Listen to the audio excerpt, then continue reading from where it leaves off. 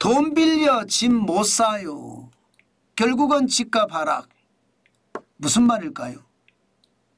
돈을 안 빌려줍니다.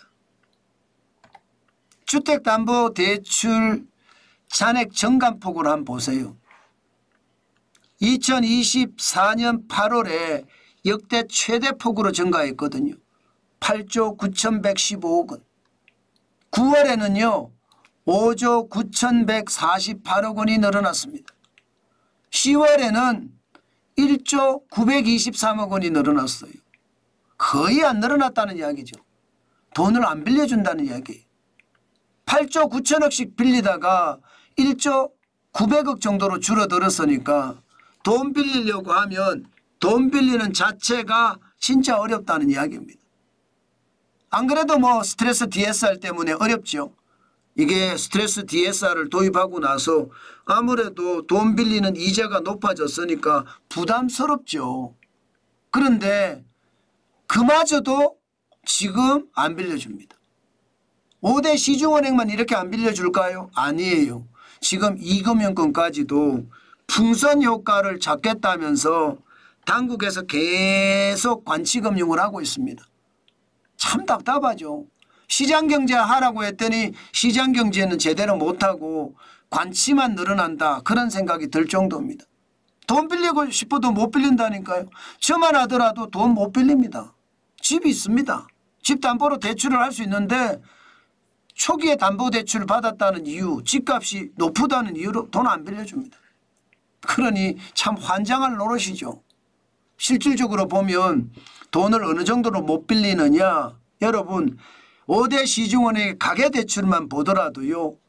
2024년 9월 30일 730조 9,671억 원이었습니다.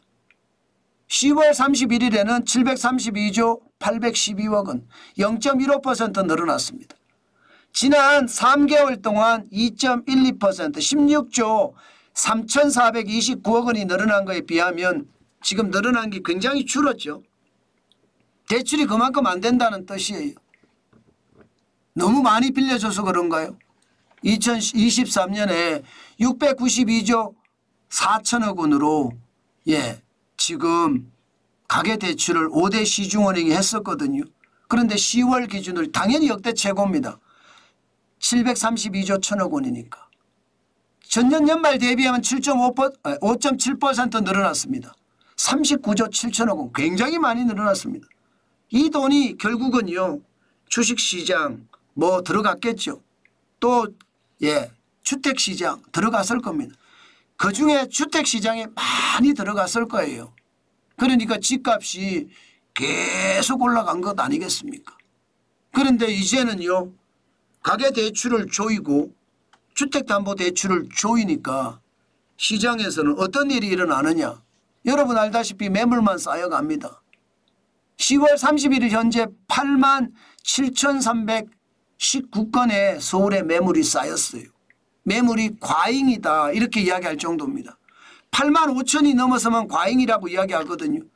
과잉이 되면 매도자 우위 시장입니다. 죄송합니다. 매수자 우위 시장입니다.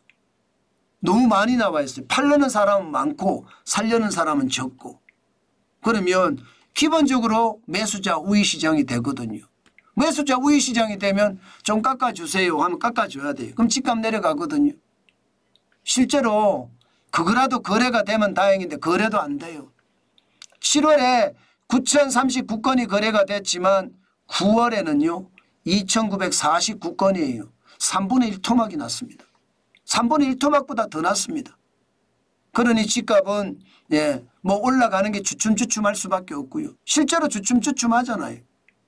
아마 이렇게 주춤주춤하는 거 당분간 이렇게 주춤주춤할 거예요. 그런데 대출을 계속해서 이렇게 꽁꽁 걸어 잠그잖아요.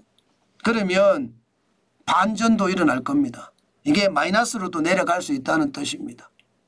실제로도 그런 일이 많이 벌어지고요. 저는 서울 집값이 하락하는 것 제가 봐서는요. 현재처럼 집값을 지금 계속 올라가고 있는 상태에서 대출을 막잖아요. 그러면 집값은 하락할 수밖에 없다고 생각을 합니다. 예, 저는 이런 말을 할 때마다 항상 그렇게 생각을 합니다.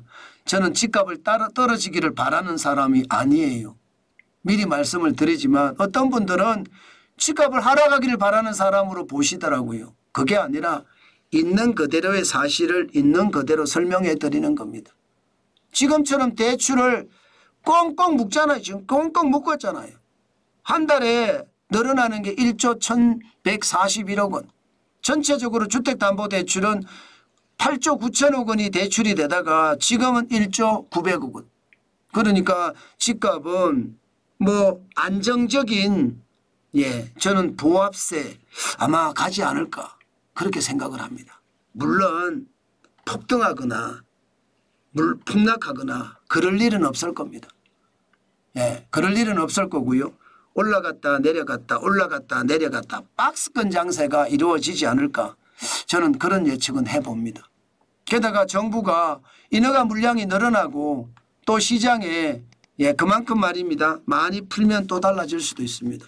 그러나 지금처럼 대출 옥죄기를 계속해 간다면 결국은요. 집값이 떨어지고 말 겁니다. 저는 그 떨어지는 날이 그렇게 멀지 않을 것 같아요. 게다가 계절적으로도 11월, 12월, 1월까지는요. 계절적으로도 집값이 떨어지는 시기예요. 이게 입학 시즌이 돼야 되거든요. 그 입학 시즌에 어떤 모양새가 나오기 시작하는 게 설날 이후란 말입니다. 그렇기 때문에 그때까지는 집값이 한 번쯤 마이너스를 기록하지는 않을까 저는 그런 생각도 해봅니다. 어쨌든 여러분 시장은 계속 지켜보면서 정환준 TV와 함께 하시면 시장의 거시 부동산은 확실히 잘 알 겁니다.